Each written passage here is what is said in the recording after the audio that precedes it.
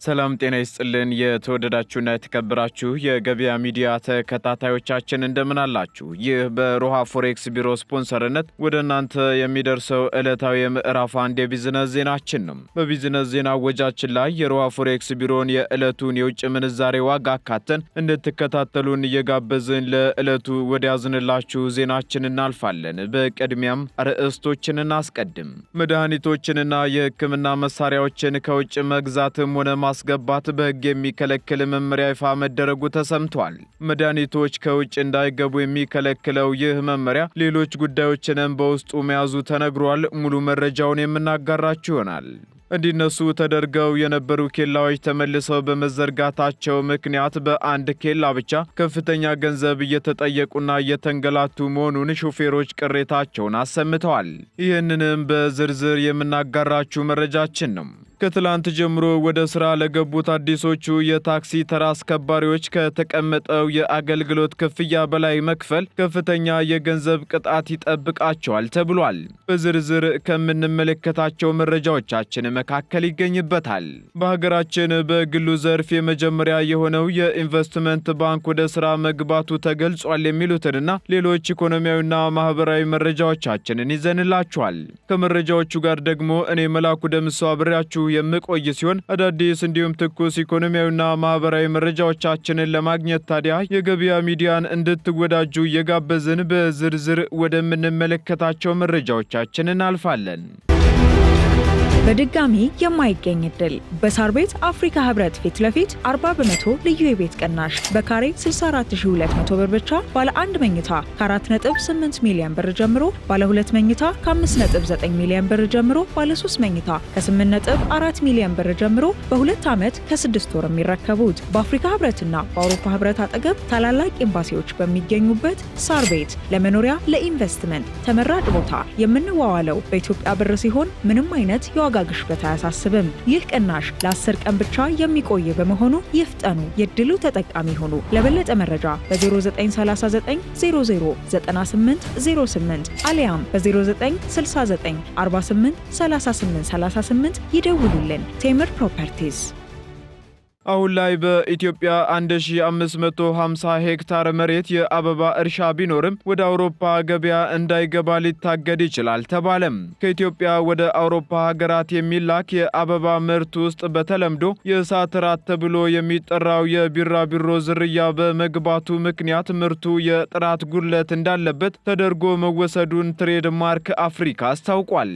በዚህም የተነሳ የአውሮፓ ህብረት በራሪው ነፍሳት ማለትም የእሳት ራት ብሎ የሚጠራው ቢራቢሮ ከአበቦች ጋር ተቀላቅሎ እንዳይገባ በመከልከሉ እንደሆነ ተገልጿል። ኢትዮጵያ ወደ ውጪ ሀገራት ልካ የውጭ ምንዛሬ ከምታገኝባቸው ምርቶች መካከል አበባ አንዱ መሆኑን የትሬድ ማርክ አፍሪካ ዳይሬክተር እውነቱ ታየ ተናግረዋል። በዚህም አበባ አምራቾች አበባው ላይ የሚታዩ ነፍሳትን ለመከላከልና ለመቆጣጠር የሚያስችላቸው ስርዓት በፍጥነት ካልዘረጉ የኢትዮጵያ የአበባ ምርት ወደ አውሮፓ ገበያ እንዳይገባ ሊታገድ የሚችልበት እድል መኖሩን ገልጿል ሲል አሃዱ ዘግቧል። በተጨማሪም የአውሮፓ ህብረት ኢትዮጵያን ጨምሮ ኬንያንና አንዳንድ አበባ ላኪ የአፍሪካ ሀገራት ላይ እያጋጠመ ያለውን ይህን በአበቦች ላይ ከፍተኛ ጉዳት የሚያስከትል ተባይን አስመልክቶ አዲስ ህግ ባለፈው ዓመት ማውጣቱን አስታውሰዋል። በዚህም መሰረት ህብረቱ መስፈርቱን የማያሟሉ ሀገራት የአበባ ምርቶቻቸውን ወደ አውሮፓ እንዳያስገቡ እገዳ መጣሉም ተነግሯል። ይህን ተከትሎ ኢትዮጵያን በአንዳንድ አበባ እርሻዎች ላይ እያጋጠመ ያለውን የእሳት ራት ተብሎ የሚጠራውን የቢራቢሮ ተባይ ለማጥፋት ከእርሻ ጀምሮ ወደ ውጪ እስኪላክ ድረስ ከፍተኛ ቁጥጥርና ክትትል እያደረገች መሆኑ ተገልጿል። በኢትዮጵያም በአሁኑ ወቅት 1550 ሄክታር መሬት የአበባ እርሻ መኖሩ የተገለጸ ሲሆን በአጠቃላይ ከአበባ አትክልትና ፍራፍሬ ዘርፍ ደግሞ በዓመት ከ500 ሚሊዮን ዶላር በላይ የውጭ ምንዛሬ እንደምታገኝ መረጃዎች ይጠቁማሉ።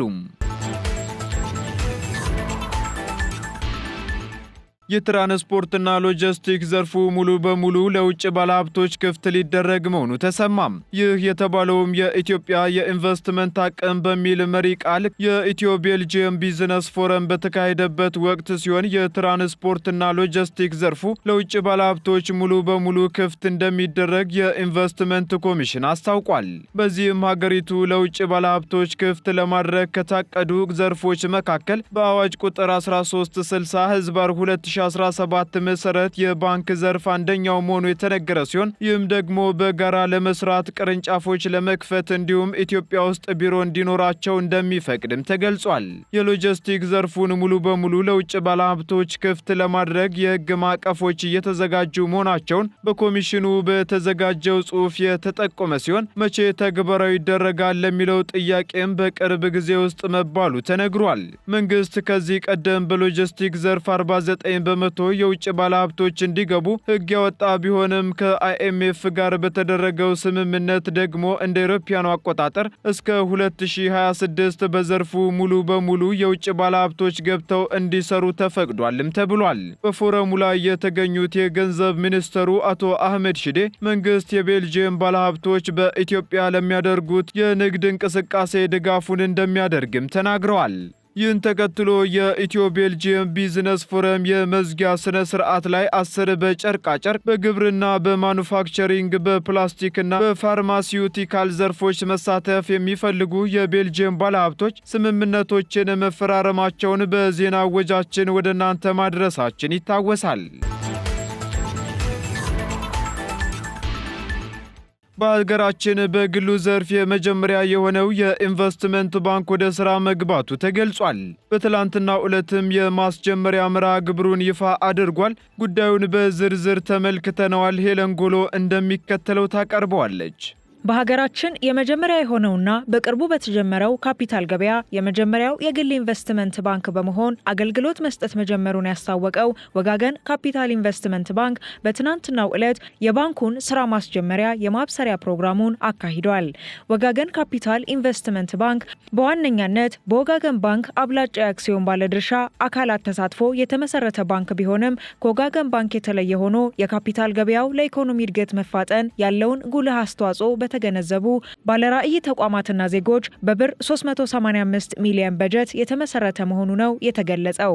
በአገልግሎት ጅማሮ ማብሰሪያው ሁነቱ ላይ የተገኙት የኢንቨስትመንት ባንኩ የዳይሬክተሮች ቦርድ ሰብሳቢ ዶክተር አክሊሉ ውበት የኢንቨስትመንት ባንኩ ከኢትዮጵያ ካፒታል ገበያ ባለስልጣን መጋቢት 12 ቀን 2017 ዓ.ም የስራ ፈቃድ እንዲሁም በኢትዮጵያ ሰነደ መዋዕለ ንዋዮች ገበያ ግንቦት 6 ቀን 2017 ዓ.ም የንግድ አባልነት ምዝገባ በማከናወን ካፒታል ገበያውን በቀዳሚነት መቀላቀሉን ተናግረዋል።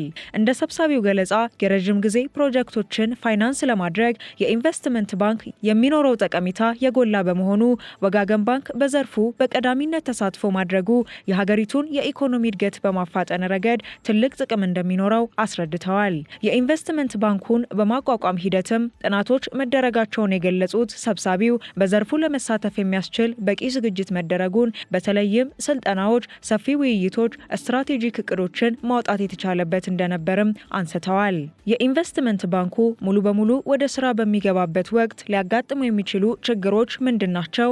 ችግሮቹንስ እንዴት ሊቀርፍ አስቧል? በማለት ገበያ ሚዲያ ላነሳላቸው ጥያቄ በሀገራችን የኢንቨስትመንትን ባንክ በሚመለከት በማህበረሰቡም ሆነ በባንኮች ያለው የግንዛቤ ክፍተት የኢንቨስትመንት ባንኩ ወደ ስራ በሚገባበት ወቅት ሊያጋጥሙ የሚችል ተግዳሮት እንደሆነ ያነሱት የኢንቨስትመንት ባንኩ የዳይሬክተሮች ቦርድ ሰብሳቢ ዶክተር አክሊሉ ውበት በስራ ሂደት ሊያጋጥሙ የሚችሉ ችግሮችን ለመቅረፍ የሚያስችሉ ስልጠናዎችን በመስጠት ሰራተኞችን በማብቃት ብሎም ከሚመለከታቸው ባለድርሻ አካላት ጋር በመነጋገር ለመስራት መታሰቡን ተናግረዋል።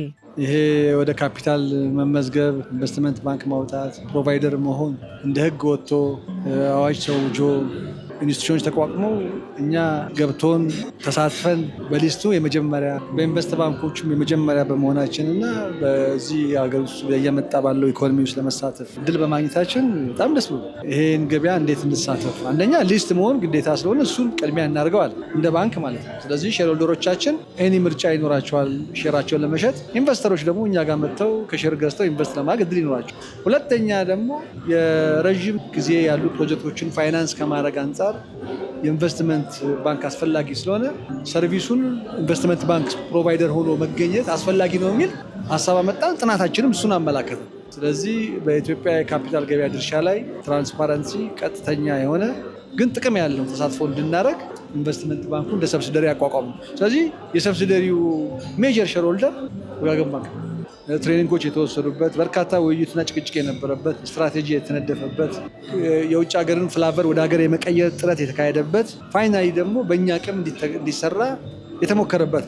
አንደኛው ቻሌንጅ ኢንቨስትመንት ባንክ ምን ይሰራል፣ እንዴት ይሰራል፣ እንዴት ብሮከር ያደርጋል፣ እንዴት ትሬድ ያደርጋል፣ እንዴት አድቫይዝ ያደርጋል የሚል ትምህርት በአብዛኛው በህብረተሰቡ ኢቭን በባንኮች ኤሪያም ገና ነው። ስለዚህ የአዌርነስ ችግሮች አሉ። እሱ መጣ ይላል። ያ ነው አንደኛው በዋናነት እሱ ነው። ሁለተኛ እውቀቱን ሎካላይዝ ማድረግም ይጠይቃል። እሱም አንድ ቻሌንጅ ነው። ሎካላይዝ ማድረግ ምን ማለት ነው በዚህ። ሶስተኛ ውጤቱን አይቶ ለማያቅ ሰው በዚህ ብትሳተፍ እንደዚህ አይነት ውጤት ታመጣለህ የሚለው ቻሌንጅ ነው። አንደኛ ስልጠና በመስጠት እውቀቱን ሎካላይዝ በማድረግ ሰራተኞቻችን በማብቃት ዓለም የደረሰችበትን ወደኛ ፍላቨር ቀይሮ በማምጣት ከመንግስትና ከሚመለከታቸው ኦፊስ ድርጅቶች ጋር በመተባበር ለሚዲያ በመቅረብ ደንበኛውን ጠርቶ ሰብስቦ በማናገር ኢንቨስተሩን ቻሌንጁን ኦቨርካም እናደርገዋለን ብዬ አስባለሁ። የወጋገን ኢንቨስትመንት ባንክ አክሲዮን ማህበር ዋና ስራ አስፈጻሚ ብሩክታዊት ዳዊት በበኩላቸው ወጋገን ካፒታል ኢንቨስትመንት ባንክ ፈርቀዳጅ አሰራሮችን እንዲሁም የላቀ ደረጃን እያስቀመጠ በታማኝነትና በፈጠራ ላይ ተመርኩዞ በሴክተሩ ትርጉም ያለው ለውጥ ለማስመዝገብ እንደሚተጋ ተናግረዋል።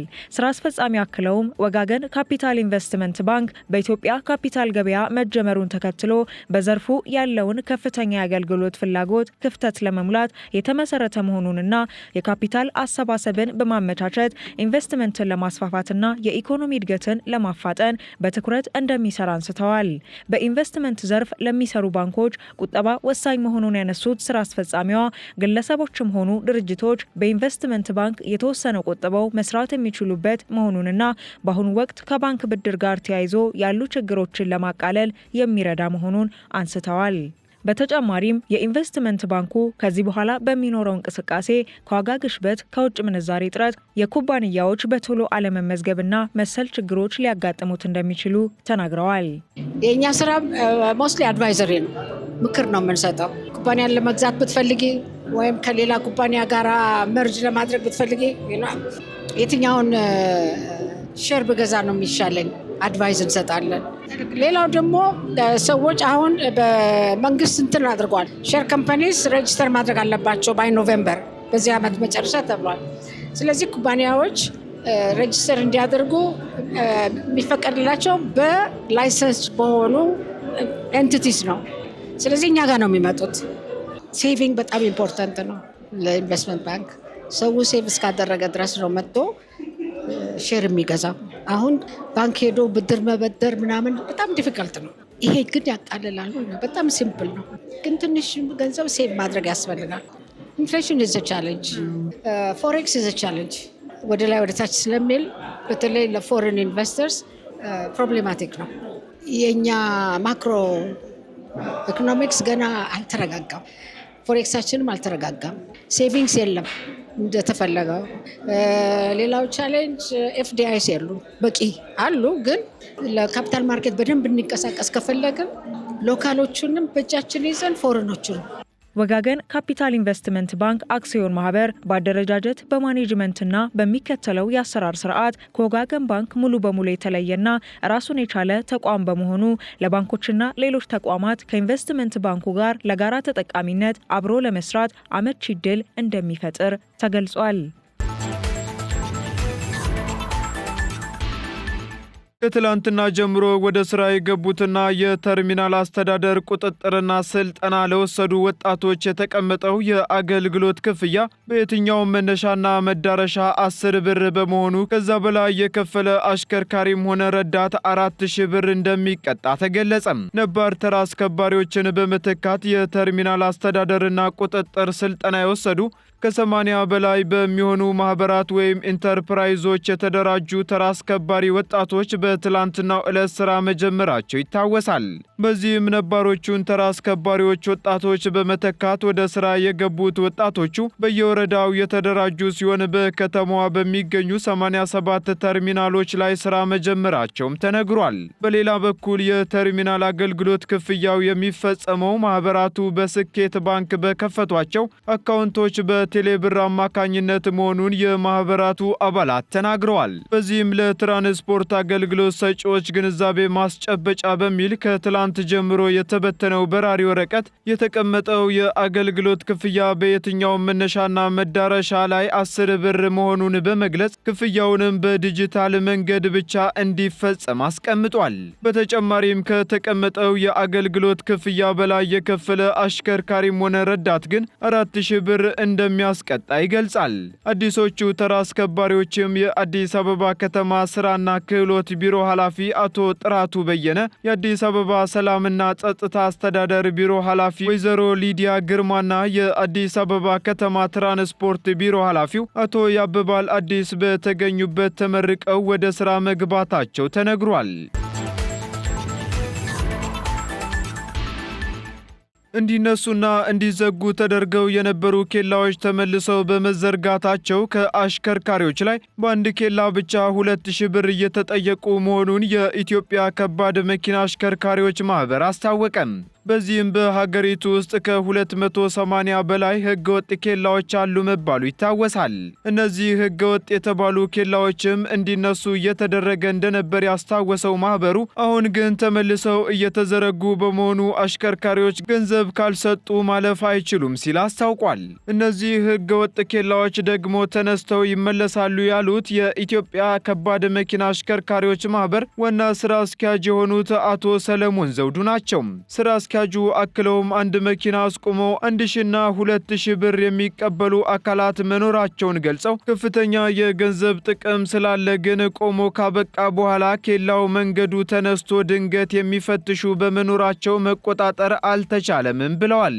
በየአካባቢው የሚዘረጉ ኬላዎች ህገወጥ በመሆናቸው በመንግስት ደረጃ መወሰኑን ገልጸው ነገር ግን በፌዴራል አወቃቀራችን አንድ የፌዴራል ባለስልጣን ሄዶ ክልሎችንና ወረዳዎችን የሚያዝበት አጋጣሚ የለም ያሉት አቶ ሰለሞን ችግሮቹ እየሰፉ የመጡት ደግሞ በዚያ ሳቢያ ነው ሲሉም ተናግረዋል። በተጨማሪም ችግሩ ሙሉ ለሙሉ የወረዳዎች፣ የቀበሌዎች፣ የከተማ አስተዳደሮች ችግር ነው የሚሉት ስራ አስኪያጁ እስከሚፈታ ግን እየጠበቅንና እየታገልን ነው ብለዋል። በመሆኑም ችግሩ እንዲቀረፍ መስራት ያለባቸውና የመፍትሄው አካል መሆን ያለባቸው ክልሎችና ከተማ አስተዳደሮች እንዲሁም ወረዳዎች ናቸው ሲሉም ማህበሩ ገልጿል።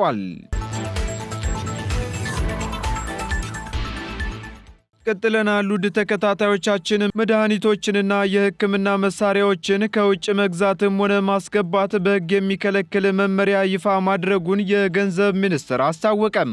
ይፋ የተደረገው መመሪያውም መድኃኒቶች ወይም የሕክምና መሳሪያዎች በሀገር ውስጥ አምራቾች የሚመረቱ ከሆነ በዓለም አቀፍ ግልጽ ጨረታ ከውጭ ግዢ መፈጸም የሚከለክል ነው ተብሏል። በዚህም የገንዘብ ሚኒስቴር ለኢትዮጵያ መድኃኒት አቅራቢ አገልግሎት በማዕከል የሚፈጸሙ የመድኃኒቶችና የሕክምና መሳሪያዎች የግዢ አፈጻጸም መመሪያን ይፋ አድርጓል። በዚሁ መሰረት ከትላንት ጀምሮ ማለትም ከግንቦት 26 ቀን 2017 ዓ.ም ጀምሮ ተፈጻሚ በሚሆነው መመሪያ መድኃኒቶችና የሕክምና መሳሪያዎች በሀገር ውስጥ አምራቾች የሚመረቱ ከሆነ በዓለም አቀፍ ግልጽ ጨረታ ግዢ መፈጸም እንደማይቻል ይደነግጋል። በተጨማሪም መድኃኒቱ ወይም የሕክምና መሳሪያው በሀገር ውስጥ አምራቾች የማይመረትም ቢሆን ከ3 ቢሊዮን ብር በላይ ከሆነም ከውጪ መግዛት እንደማይቻል በመመሪያው ተደንግጓል። ሆኖም ግን የሀገር ውስጥ አምራቾች አቅም በቂ አለመሆኑ ወይም ገዢው በዓለም አቀፍ ግልጽ ጨረታ መፈጸሙ ኢኮኖሚያዊና ማህበራዊ ጠቀሜታ ማስገኘቱ ሲረጋገጥ ግን ሊፈቀድ እንደሚችል መመሪያው ያስረዳልም ተብሏል። እንዲሁም የውጭ ሀገር ተጫራቾች ካልተሳተፉበት ውጤታማ እንደማይሆን ከታመነ ደግሞ እንደሚፈቀድ ያብራራል ሲል ሪፖርተር ጋዜጣ አስነብቧል። በተጨማሪም በሀገር ውስጥ የማይመረቱ መድኃኒትና የሕክምና መሳሪያዎችን ከውጭ ለማስገባት ወይንም ለመግዛት የጨረታ ጥሪ ማስታወቂያም ሆነ ሰነዱ የሚዘጋጀው በእንግሊዝኛ ቋንቋ መሆን እንዳለበትም መመሪያው ይደነግጋል። በዚህም የጨረታ ጥሪው ከመንግስት የኤሌክትሮኒክስ ስርዓት በተጨማሪ በለጋሽ ወይም በልማት አጋሮች የገንዘብ ድጋፍ የሚከናወን ከሆነ ደግሞ የድጋፍ ሰጪው አካል አሰራርን በተከተለ መንገድ ሊደረግ እንደሚችል ተመላክቷል። የውጭ ሀገር ተጫራቾች የሚያቀርቡት የመጫረቻ ዋጋና የጨረታ ማስከበሪያም ዓለም አቀፍ ንግድ በሚሰራበት ገንዘብ አይነት ሊሆን እንደሚገባና ነገር ግን በሀገር ውስጥ የሚጠቀሙት አገልግሎት ወይም ግብአት በሚኖርበት ጊዜ ደግሞ የሚከፈላቸው ክፍያ በብር እንደሚሆንም ተገልጿል። የሀገር ውስጥና የውጭ ሀገር ተጫራቾች መድኃኒትና የሕክምና መሳሪያ ከውጭ ግዢ ለመፈጸም በግልጽ ጨረታ ሲወዳደሩ መድኃኒቱ ወይንም የሕክምና መሳሪያው ከሚጫንበት አንስቶ እስከ አገልግሎቱ መጋዘን ለማድረስ የሚከፈሉ የታክስና የቀረጥ የኢንሹራንስና የማጓጓዣ ወጪዎችን እንደ አስፈላጊነቱ በመተካት ውድድሩ እንዲፈጸም ሊደረግ እንደሚገባ በመመሪያው ተብራርቷል።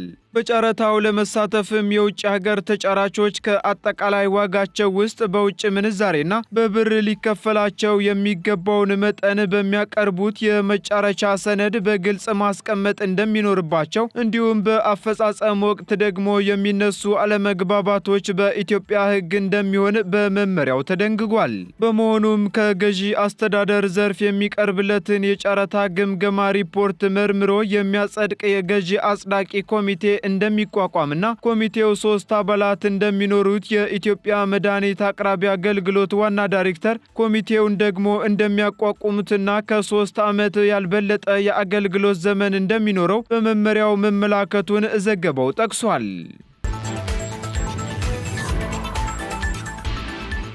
ውድ ተከታታዮቻችን ቀጥለናል። በመጨረሻም የሮሃ ፎሬክስ ቢሮን የዕለቱን የውጭ ምንዛሬ ተመን መረጃ እናጋራችኋለን። አንድ የአሜሪካ ዶላር 149 ብር እየተገዛ 151 ብር ከ98 ሳንቲም እየተሸጠ ይገኛል።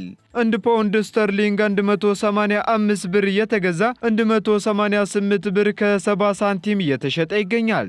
እንዲሁም ዩሮ 166 ብር እየተገዛ 169 ብር ከ32 ሳንቲም በመሸጥ ላይ ይገኛል። ስዊስ ፍራንክ እንዲሁ 169 ብር መግዣው ሲሆን መሸጫው ደግሞ 172 ብር ከ38 ሳንቲም እየተሸጠ ይገኛል። የተባበሩት አረብ ኤምሬት ድራም 40 ብር እየተገዛ 40 ብር ከ80 ሳንቲም እየተሸጠ ይገኛል። እንዲሁ የሳውዲ ሪያል ደግሞ 39 ብር መግዣው ሲሆን መሸጫው ደግሞ 39 ብር ከ78 ሳንቲም ሆኗል። የቻይናው ዩዋን እንዲሁ 18 ብር እየተገዛ 18 ብር ከ36 ሳንቲም እየተሸጠ መሆኑን የዕለቱ የውጭ ምንዛሬ ተመን መረጃ ያመለክታል። ውድ ተከታታዮቻችን ለምዕራፍ 1 ያዝንላችሁ ኢኮኖሚያዊና ማህበራዊ መረጃዎቻችን እነዚህን ይመስሉ ነበር። አዳዲስ እንዲሁም ትኩስ ኢኮኖሚያዊና ማህበራዊ መረጃዎቻችንን ለማግኘት ታዲያ የገበያ ሚዲያን እንድትወዳጁ እንጋብዛለን። ሰናይ ጊዜን ተመኘን። በድጋሚ የማይገኝ እድል በሳር ቤት አፍሪካ ህብረት ፊት ለፊት 40% ልዩ የቤት ቅናሽ በካሬ 64200 ብር ብቻ ባለ 1 መኝታ ከ4.8 ሚሊዮን ብር ጀምሮ ባለ 2 መኝታ ከ5.9 ሚሊዮን ብር ጀምሮ ባለ 3 መኝታ ከ8.4 ሚሊዮን ብር ጀምሮ በ2 ዓመት ከ6 ወር የሚረከቡት በአፍሪካ ህብረትና በአውሮፓ ህብረት አጠገብ ታላላቅ ኤምባሲዎች በሚገኙበት ሳር ቤት ለመኖሪያ ለኢንቨስትመንት ተመራጭ ቦታ የምንዋዋለው በኢትዮጵያ ብር ሲሆን ምንም አይነት የዋጋ ግሽበት አያሳስብም። ይህ ቅናሽ ለ10 ቀን ብቻ የሚቆይ በመሆኑ ይፍጠኑ፣ የድሉ ተጠቃሚ ሆኑ። ለበለጠ መረጃ በ0939 009808 አሊያም በ0969 48 38 38 ይደውሉልን። ቴምር ፕሮፐርቲስ